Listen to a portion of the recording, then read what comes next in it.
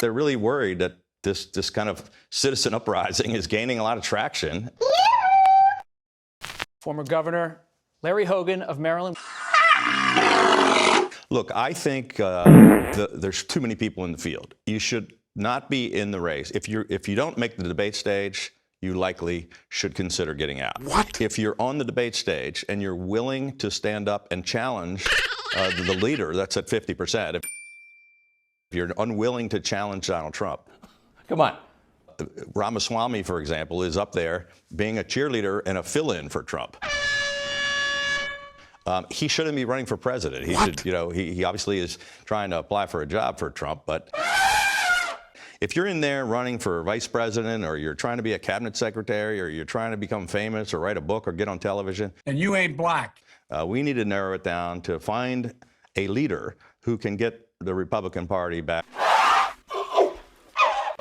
race. But I don't want to go through the list of which one should we get out. And I'm having conversations. Most of these folks are friends of mine. I'm talking with other leaders in the party who share this concern, this issue that you're getting to. they cheat. They cheat. And I think we're going to have to continue to have those discussions and try to give people the best. I'm giving private advice Weaselly to many of the people running. I think other leaders are going to come together, and we're going to have to figure out how can we convince people. outright treason. My total focus at this point is trying to make sure we can get a challenger that's going to win this nomination that's not Donald Trump. Manipulated by lies. You were going to talk to your friends in the traditional Republican wing of the GOP. Party still dominated by Trump.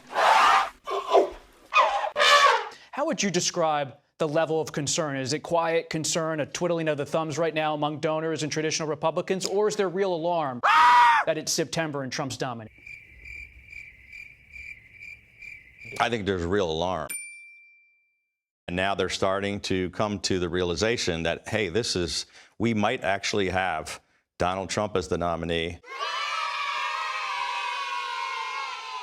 An honorary co-chair of the bipartisan group No Labels, which could put together a third-party presidential bid. No Labels is not an effort to try to help Donald Trump. Outright treason. And I don't think there's a soul in this organization. We don't get into the process and how and why. Weaselly.